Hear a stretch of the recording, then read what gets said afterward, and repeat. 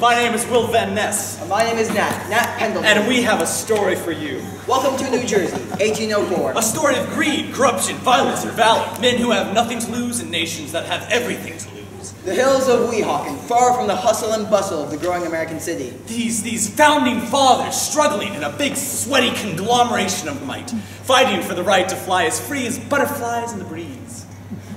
Sorry?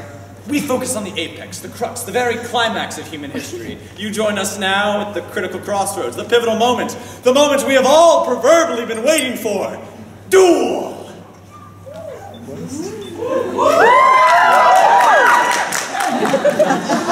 Yeah. So, two political opponents that you may have heard of, Alexander Hamilton and Aaron Burr.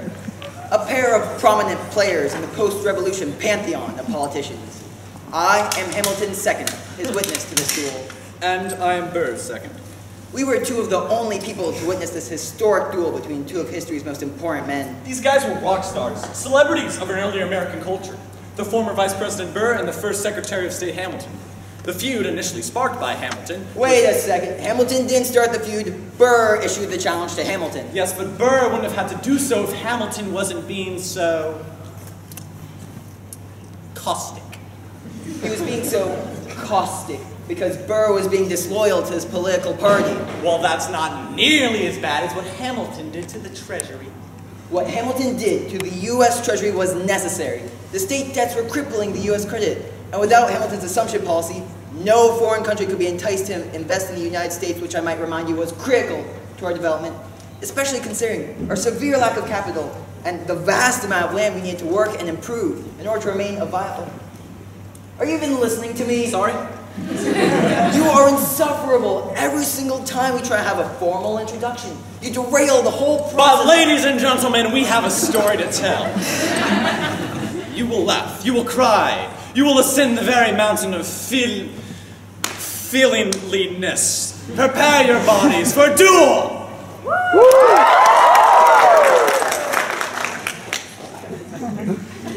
We better go. Yeah, let me lock this over there. Before we begin, I'd like to give a bit of an introduction as to what you're about to see here. The duel between Alexander Hamilton and Aaron Burr was a true, genuine snippet of history. Today, in this very feature, we plan to retell the story as factually as we can. Mostly. Thank you, Will.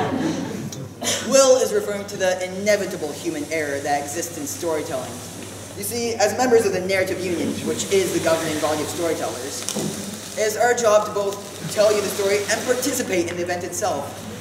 As a result, our actions today, may or may not alter the course of history forever. Yeah, so try not to step on any butterflies when you leave to go to the restroom. We have a responsibility to the union.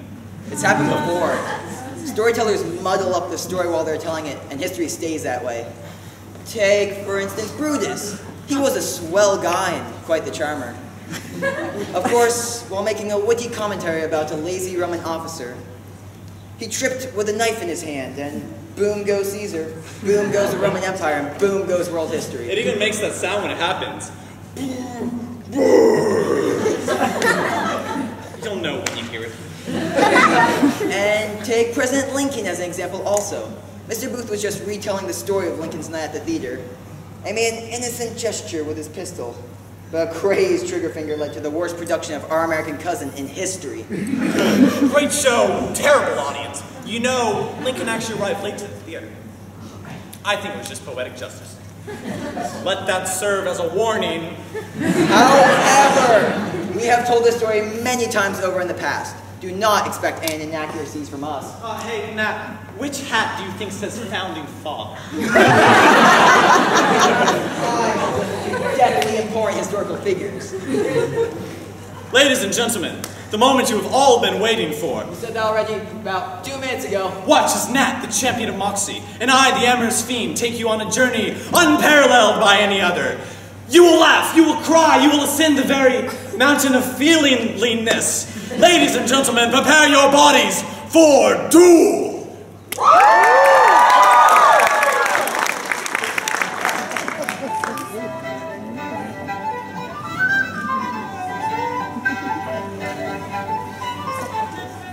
Alexander, please. Couldn't we reschedule this for another day? that boat ride was not favorable to my stomach. Come now, Nathaniel. We've only rode 150 yards or so. You can't be seasick already. I can't help it. I have a weak stomach. It runs in the oh, excuse me. So I say to Mr. Washington, you better get off that high horse of yours, and what do you know, he doesn't. He just continues to gallop onward, and my feet aren't nearly as swift as those hooves.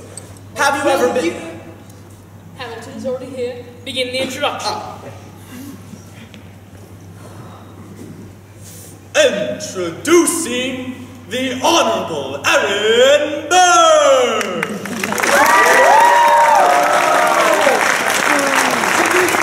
Even more honorable Alexander Hamilton. The Honorable Aaron Burr! Introducing the most honorable and monumentally epic Sir Alexander Hamilton. Introducing the legendary philosopher, scholar, and gentleman, a true conqueror of hearts, legend of the revolution, champion of the downtrodden, Aaron Burr himself!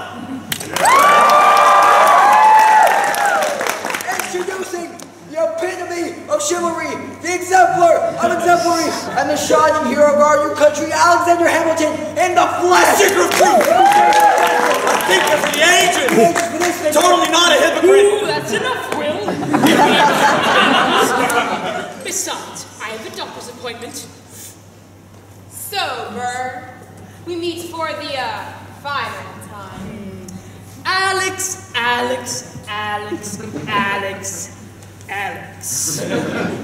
Your juvenile notions of revenge are endearing. The chances of one of us dying, however, are astronomically slim. We will both make it out alive, and we, or at least I, must. I have a dentist's appointment to go to. Justice waits on no position, especially not one who treats a hypocrite such as yourself. Hypocrite! How dare you call me such names, you baggage! Get original, sir. You've been calling me the same name for the past 2 weeks. Here's a new one you can use. You insolent swine. Ooh! Let me enlighten you with another one. Half-witted donkey! Pea-brain baboon! Ignorant cow! You asymmetrical whale! Diabetic dolphin! Slothful shrimp! Shrimpful sloth! Narcissistic polar bear! Can I just shoot him already? Shoot me already! Enthusiastic enough. Mr. Van Ness, can you please retrieve the book of Code Duel? We have some formalities to go over. Sir, yes, sir. For those of you who haven't shot each other for sport by this time in your life, first of all, you're missing out. Secondly, there is a gentleman's code which governs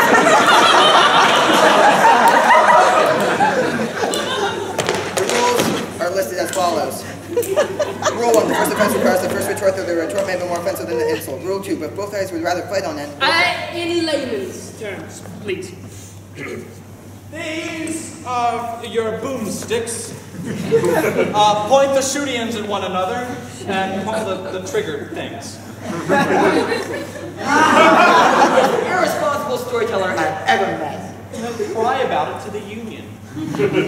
Very well, there you have it. Walk 10 paces from each other and fire. These pistols, chosen by Mr. Hamilton, have been analyzed by Will and are confirmed to be legitimate. Neither one has been tampered with. In fact, Burr, the pistol which you hold in your hand was the one used by my son's opponent in his duel. Didn't your son die in that duel? Really? What is wrong with you? Well, it's a responsibility of mine. I will die as my son has if my honor fails to save me in this duel. That sounds vaguely cultist. Are you a member of a cult? Are you a cult leader? Have you ever cultivated? We're getting off track here. I doubt we'll finish this story before midnight at this rate. You want to bet, do you? I'll bet you $10. Let me see that. I've never seen 10 of this kind before. What state is this printed in, and why is my face on it? Why don't I get one? A bill, I mean. You got one in your wallet. With my face on it? You got a pen, don't you? Will, I demand to know where this came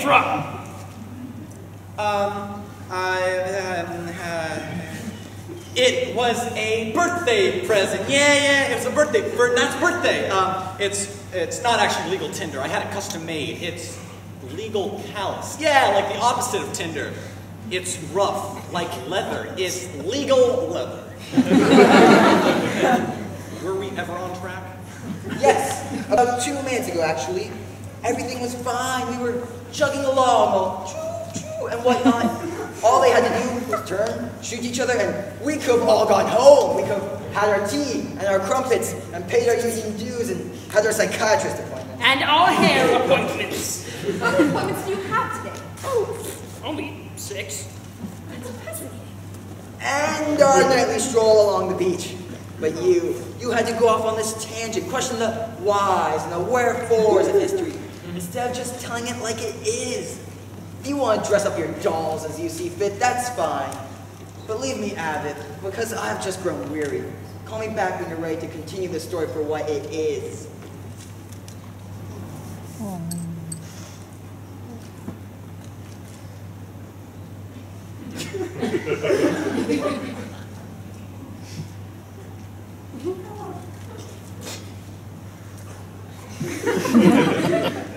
Hey, Nat. I was wrong.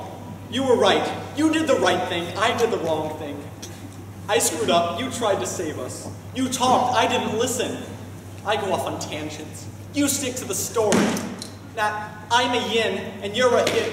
Hold on, I'm gonna call you back. You cannot have a phone out here. It's 1804. What are you doing? I'm apologizing. We need to get a move on. Right. What was his name? Who? The man who shot my son. What was his name? Why does it matter? That's completely irrelevant. This is no time for a history lesson. Ooh, I'll find out. Will, where are you going? I'm gonna look this up on Wikipedia. What's a Wikipedia? Is that a redskin word? The proper term is Indian.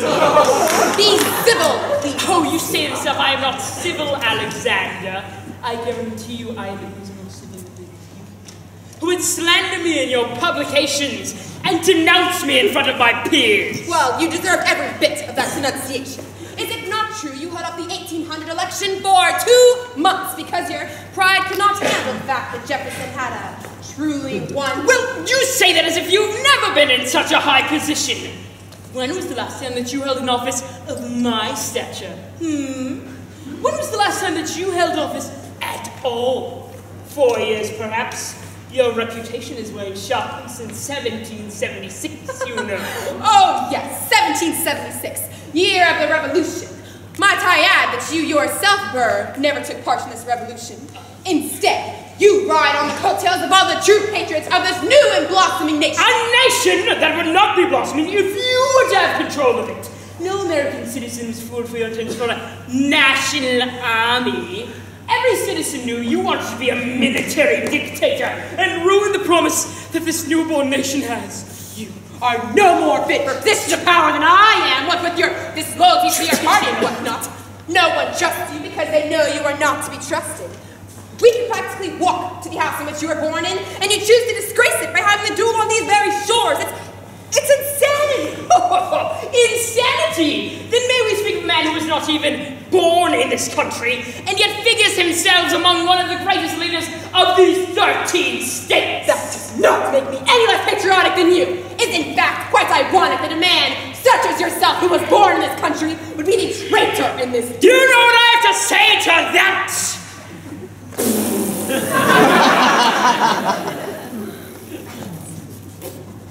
Listen here, Aaron, I've half the mind shoot you right in the alphabet! George Eaker or A. Acker. I couldn't find a pronunciation or anything. Thank goodness, well, please, we need to get this duel on the road before one of them shoots the other. You're in this corner. Alexander in this corner. And on my marks, you point your shooty things at one another and fire. Any final concerns? No. Wow, that's actually really surprising. 30 minutes or so. Are you actually asking for another tangent? I was just wondering. 3, 2, 1, fire! As you can see, Alexander's musket ball missed Burr completely. But watch, however, as Mr. Burr's musket ball whizzes across the field, crushing the shoulder of Mr. Hamilton. The wind was fairly low that day, meaning that the musket ball followed a linear trajectory. Musket balls of these fashion, round and pitted, suffer from poor aerodynamics and reduced horizontal velocity. Keep in mind, however, this speed would still be lethal, but luckily for Mr. Hamilton, the musket ball gently avoids his left shoulder. I'm pretty sure that it's the right shoulder. I remember it being the left quite vividly. Actually, the musket ball was moving at like 10,000 miles an hour. You have no way of being certain. Therefore, it was the right. The musket ball was moving at 414 miles per hour, I'll have you know. Regardless, it was the left. Right. Left. Right. Left. Right. Left. Right. Left. Right. Left. Right.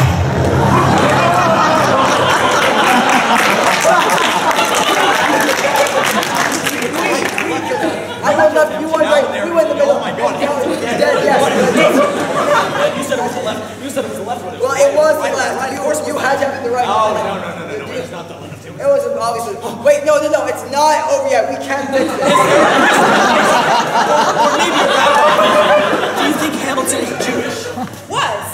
This is horrible. History's been changed, mangled. Hamilton can never be the man he was meant to be. He'll never draft the Moccasin Embargo He Act. can never found the University of Malibor. He'll never found the House of Homeless Orphan Cancer Patients. Not the House of Homeless Orphan Cancer Patients. Yes, the House of Homeless Orphan Cancer Patients. It's all over. He's dead. We'll just have to see how history unfolds. Hamilton! Hamilton, are you okay? Oh dear, I fear we've lost him. I didn't mean to kill him. A scare is all I desired. Hey, they've already updated Wikipedia. I'm impressed.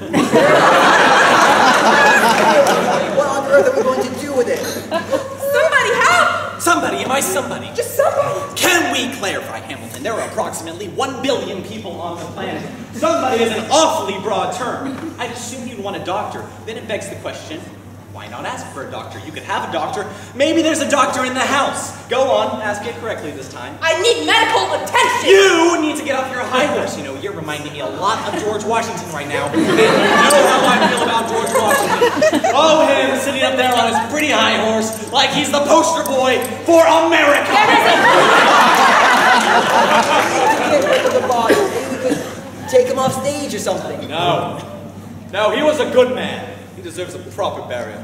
For all the things he did for us, for all the things he could have done for us, for all the things we know he would have done for us. He does not deserve to be discarded like another leaf in the wind. No, he deserves a king's burial. Burial, Will, we're on stage. That's right, folks. If you'd please join us, the procession will continue outside. Outside, yes, we are outside, aren't we? Good perception, Aaron. Have you prepared your eulogy? I should speak from the heart. I'm bleeding from the heart. We'll stay here and watch them. I'm gonna go look for something to get rid of the body with. Alexander Hamilton, what a man. If you are listening right now, anywhere, far beyond the horizon, I know you are there. And I want you to know that I think you are a respectable, responsible comrade of renown, a seeker of truth, a champion of justice. You are the honorable-est man that I ever knew. Like a butterfly. A beautiful butterfly. I couldn't have said it better myself. At times, I admit I wish I'd killed you. You did a pretty good job of it. But now is not one of those times. Now more than ever, I want to see your face but once more. If I could hear your voice but once more. If I could hear but one more word from your mouth. Imbecile! I choose a happy death. Let me tell you about happy deaths. I have no words to express. The exasperating, exacerbating, excising, exercising, extremely empathetic and emotive emotion I feel at that moment. Please, before we all fall apart, let us begin the cremation. Good idea, Will. Burn the evidence. Come on, man!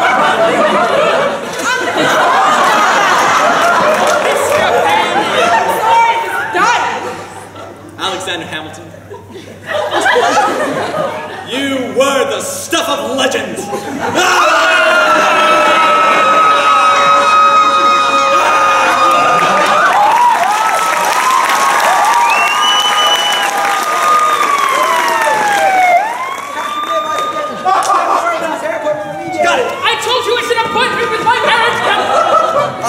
I'm sorry about this, but Will and I cannot stay around much longer. The narrative union is here.